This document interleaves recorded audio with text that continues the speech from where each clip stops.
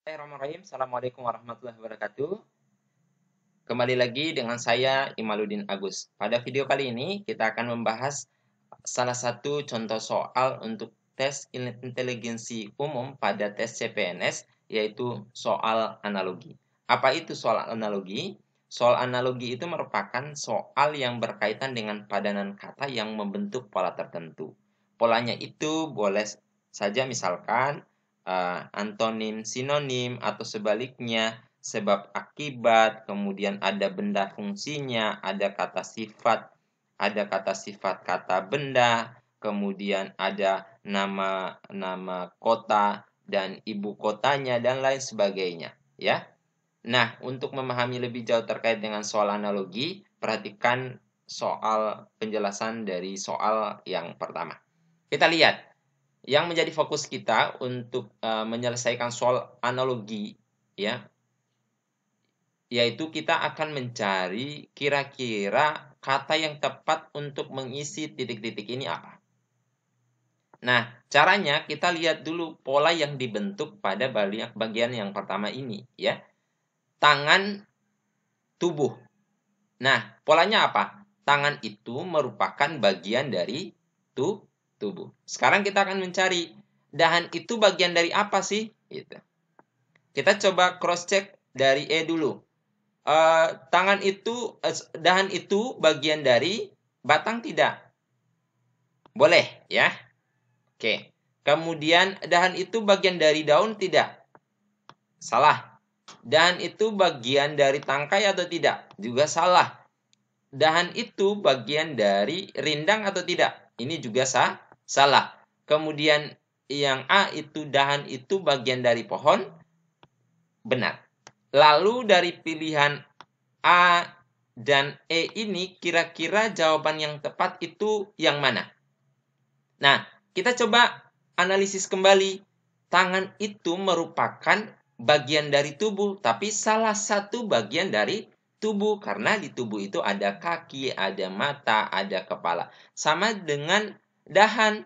Dahan itu merupakan salah satu bagian dari pohon karena di pohon itu ada akar, ada batang, ada daun, ya, dan lain sebagainya. Sehingga jawaban yang tepat untuk soal yang pertama adalah pohon. Ini menjadi salah. Nah, coba kita lihat tangan merupakan bagian, ya, atau tangan merupakan salah satu bagian dari tubuh dan dahan merupakan salah satu bagian dari pohon.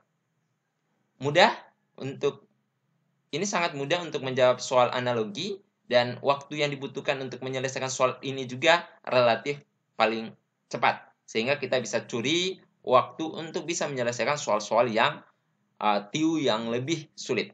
Gitu. Nah, sekarang kita masuk pada soal yang kedua. Nah, sama dengan tadi, fokus kita pada bagian yang pertama ini. Ya. Kemudian nanti kita akan bisa menyelesaikan ini, ya, dengan menggunakan pola yang pertama. Nah, sekarang kita lihat, ada genteng, ada rumah. Polanya kira-kira apa? Hubungan antara genteng dengan rumah itu apa sih? Nah, hubungan antara genteng dengan rumah itu adalah genteng itu merupakan salah satu bahan untuk membuat rumah. Nah, sekarang berarti kita cari ini, benang itu merupakan atau salah satu bahan untuk buat apa sih? Gitu. Kita coba cross check dari E. Apakah benang itu salah satu bahan untuk membuat ulat? No, ya, salah. Kemudian apakah benang itu salah satu bahan untuk membuat sutra? Juga salah. Apakah benang itu salah satu bahan untuk membuat kapas? Salah, justru sebaliknya. Kapas itu merupakan bahan untuk membuat benang. Kemudian apakah benang itu salah satu bahan untuk membuat pakaian? Alright, benar, ya.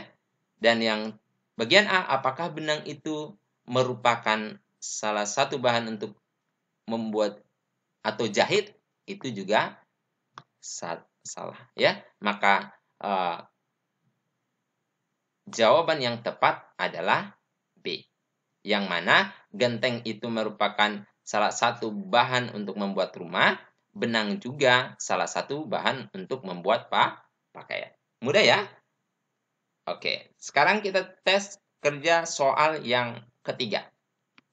Nah, soal yang ketiga polanya sama. Kita cari bagian yang pertama dulu. Kira-kira hubungan antara kuman dengan steril itu bagaimana. Kemudian nanti kita akan cari kata yang tepat untuk mengisi yang ini.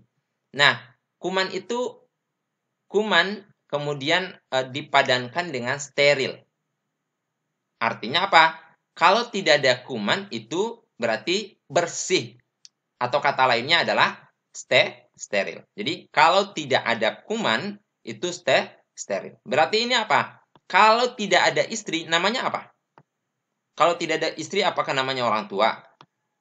Kalau tidak ada istri apakah suami? Kecuali ini dia minta antonim. Misalkan di sini padanan atau pola yang dibentuk itu antonim sinonim ya atau antonim, maka ini boleh benar. Tetapi yang diminta adalah kalau tidak ada kuman itu dinamakan steril. Nah, sekarang kalau tidak ada istri namanya apa? Apakah kakak? Salah juga. Apakah ibu? Salah juga. Yang benar adalah duda. Karena kenapa? Kalau tidak ada kuman namanya steril atau bersih. Kalau tidak ada istri namanya duda. Oke, itu saja penjelasan saya terkait dengan tes inteligensi umum, khususnya untuk soal analogi. Semoga bermanfaat. Sukses untuk tes CPNS 2021. Akhirul kalam, wabillahi taufiq walhidayah. Assalamualaikum warahmatullahi wabarakatuh.